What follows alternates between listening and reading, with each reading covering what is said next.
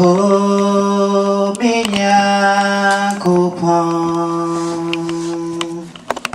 Oh, minya kupon. Wone mahurade. Onya mi fufro biereni ho jisewo. Wona ubomi na miye wakoa. Ho minya kupon. Ho minya kupon. Wone meurade. Onya mi fufro biereni ho jisewo. Una ubomi na miye wakoa. Una ubomi na miye wakoa. On January 2nd, 1492, the leader of the last Muslim stronghold in Grenada surrendered to armies of a recently united Christian Spain. The remaining Muslims and Jews were forced to leave Spain, forced to convert to Roman Catholic Christianity, or be murdered for not doing so. This was the beginning of the most horrific crimes against humanity, known as chattel slavery, and the Dark Ages began.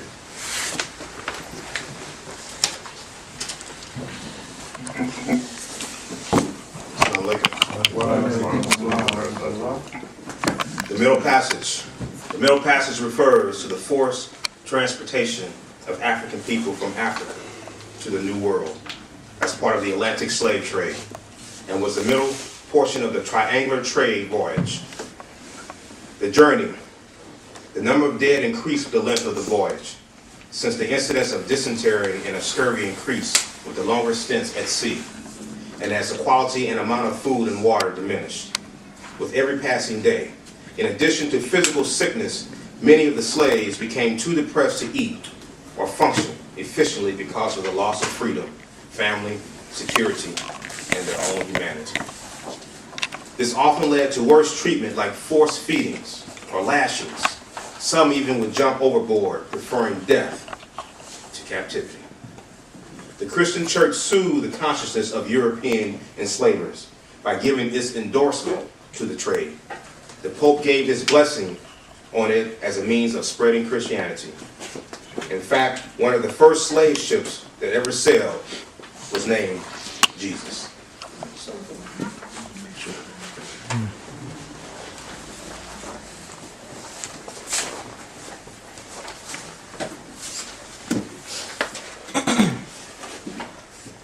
Ya Allah, oh Allah, Ya Allah, oh Allah, Ya Allah, oh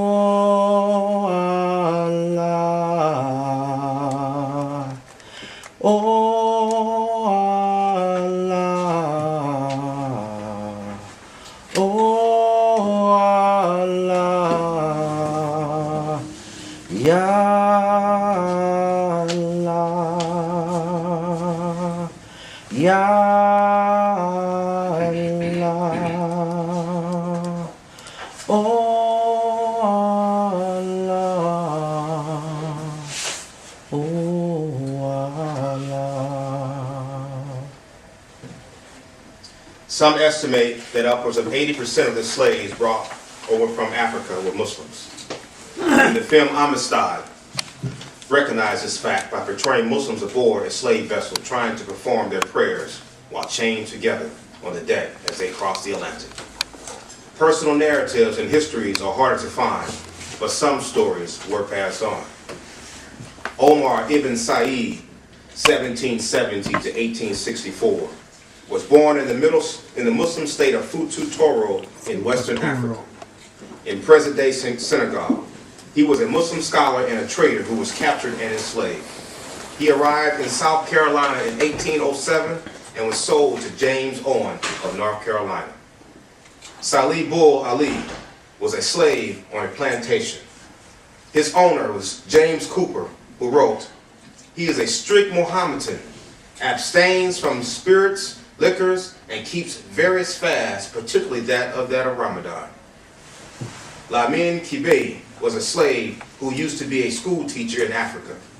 He shared information about the texts and teachings methods used in the Islamic school of his country. Abdul Rahman Ibrahim Sori spent 40 years in slavery before he returned to Africa to die. He wrote 2 autobiographies and signed a charcoal sketch of himself by Henry Inman, which was featured on the cover of Freedom's Journal and is on display in the Library of Congress. These Muslims maintained their identity. They taught and preached Islam. They made their prayers, spoke and wrote Arabic, and passed on this tradition. Muslim slaves were encouraged or forced to convert to Christianity. Many of the first generation slaves retained much of their Muslim identity, but in the slave conditions at the time, this identity was largely lost to later generations. After more than 300 years of enslavement, it is estimated 250 million people disappeared from the African continent and 100 million died during the slave Holocaust.